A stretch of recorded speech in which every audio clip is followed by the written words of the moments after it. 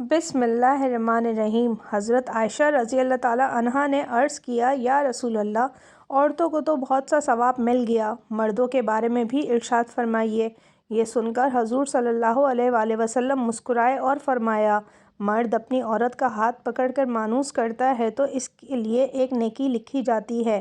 جو مرد پیار سے اپنی عورت کے گلے میں ہاتھ ڈالتا ہے، اس کے حق میں 10 نیکیاں لکھی جاتی ہیں۔ جب وہ عورت سے مباشرت کرتا ہے تو دنیا مافیہ سے افضل ہوتا ہے۔ جب غسل کرتا ہے تو بدن کے جس بال پر سے پانی گزرتا ہے، اس کے لیے ہر بال کے بدلے میں ایک نیکی لکھی جاتی ہے، اور ایک گناہ معاف ہو جاتا ہے، اور ایک درجہ بلند کر دیا جاتا ہے۔ اور غسل کرنے کے عوض میں جو چیز دی جاتی ہے وہ دنیا اور مافیہ سے بہتر ہوتی ہے۔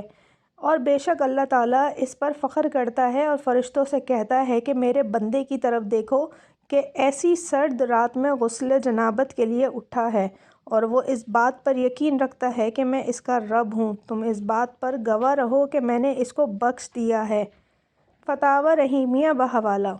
جمعرات اور جمعے کو ہم بستری اور غسل کرنے کی ترغیب اس لیے دی گئی ہے کیونکہ مردوں کو نماز جمعہ کی ادائیگی کے لیے جامع مسجد جانا ہوتا ہے، تاکہ آتے جاتے کہیں نظر پڑنے سے طبیعت میں کسی قسم کی پرگندگی پیدا نہ ہو، اور خواہش نفس سے اطمینان ہونے کے سبب نماز اور خطبہ میں دل جمعی حاصل ہو جائے۔ بحوالہ تحفۃ النکاح صفحہ نمبر 36۔ حدیث نبوی صلی اللہ علیہ وآلہ وسلم ہے، مرد کا اپنی بیوی کے ساتھ اکٹھے ایک بستر میں سونا افضل ہے، اعلیٰ یہ کہ کسی ایک کو عذر ہو، اس لیے کہ مقصد ہم بستری کرنا نہیں بلکہ مقصد بیوی کے دل کو خوش کرنا ہے۔ بیوی کے دل کو خوش کرنے کے لیے ایام کے دنوں میں بھی اس کے قریب ہو جانا گویا انبیاء علیہ السلام کی سنت مبارکہ ہے۔ تحفۃ الحبیب علی شریع الخطیب۔ حضور صلی اللہ علیہ وآلہ وسلم نے ارشاد فرمایا، اپنی بیوی سے جمع کرنا بھی صدقہ ہے اور اس پر ثواب ملتا ہے۔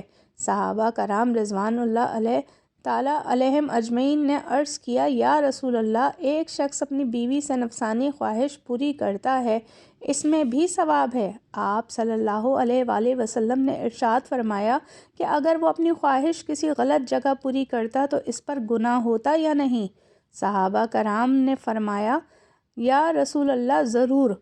فرمایا، جب گناہ سے بچنے کے لیے حلال جگہ اس کو صرف کیا تو ضرور ثواب ملے گا۔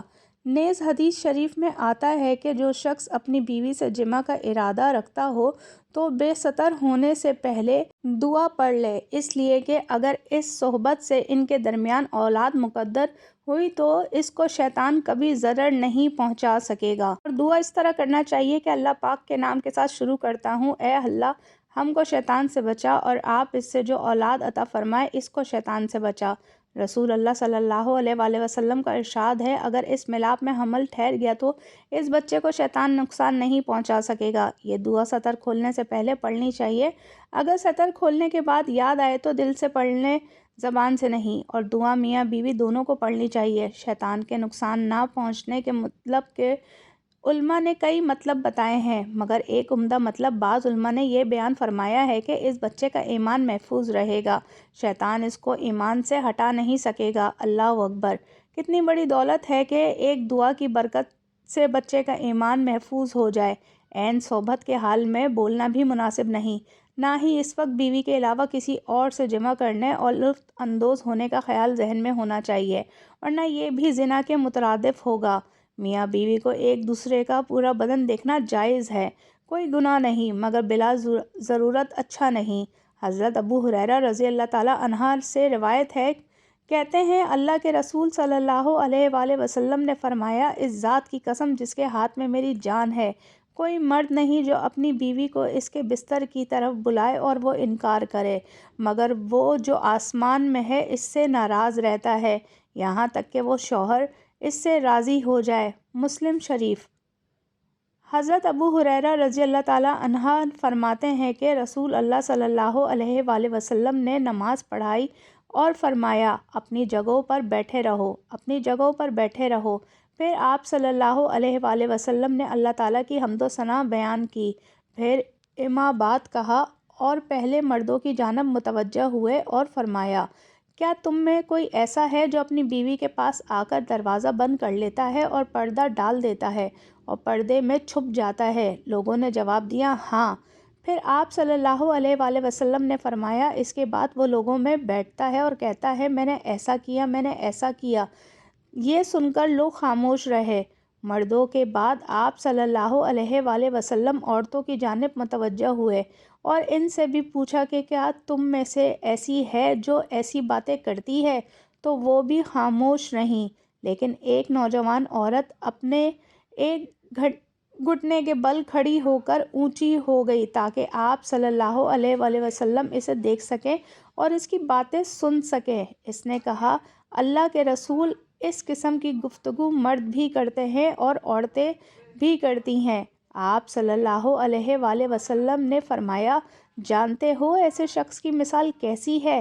پھر خود ہی فرمایا اس کی مثال اس شیطان عورت کی سی ہے جو گلی میں کسی شیطان مرد سے ملے اور اس سے اپنی خواہش پوری کرے اور لوگ اسے دیکھ رہے ہوں۔ خبردار، مردوں کی خوشبو وہ ہے جس کی بو ظاہر ہو، رنگ ظاہر نہ ہو، اور خبردار، عورتوں کی خوشبو وہ ہے جس کا رنگ ظاہر ہو، بو ظاہر نہ ہو۔ ابو داؤد۔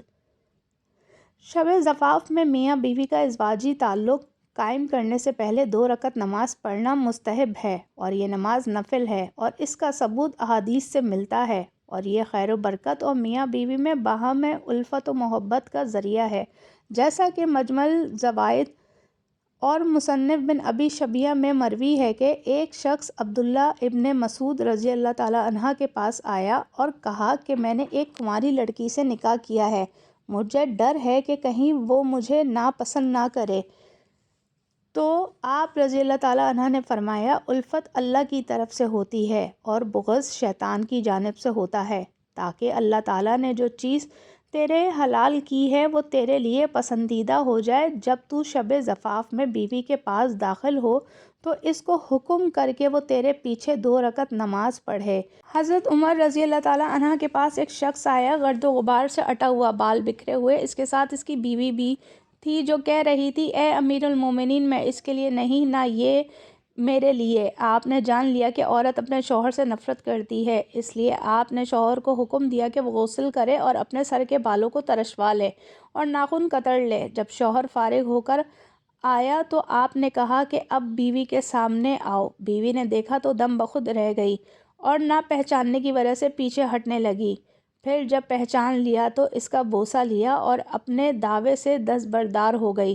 حضرت عمر رضی اللہ تعالیٰ عنہ نے فرمایا کہ تمہیں ان کے ساتھ اسی طرح کا برتاؤ کرنا چاہیے، اللہ کی قسم انہیں یہ پسند ہے کہ تم ان کے لیے آراستہ پیراستہ رہو جیسے تم چاہتے ہو کہ وہ تمہارے لیے ہی بنی سوری رہیں۔ تحفۃ العروس صفحہ نمبر 79۔ مسند احمد میں ہے، سیدنا عبداللہ بن عباس رضی اللہ تعالیٰ عنہ سے روایت ہے کہ نبی کریم صلی اللہ علیہ وآلہ وسلم نے فرمایا جو آدمی اپنی بیوی کے پاس آنے سے پہلے دعا پڑھتا ہے کہ اے اللہ مجھے بھی شیطان سے بچا اور اس اولاد کو بھی شیطان سے محفوظ رکھ جو تو مجھے عطا کرے، اگر میاں بیوی کے اس تعلق میں اولاد کا فیصلہ کر دیا گیا تو شیطان کبھی بھی اس کو نقصان نہیں پہنچائے گا۔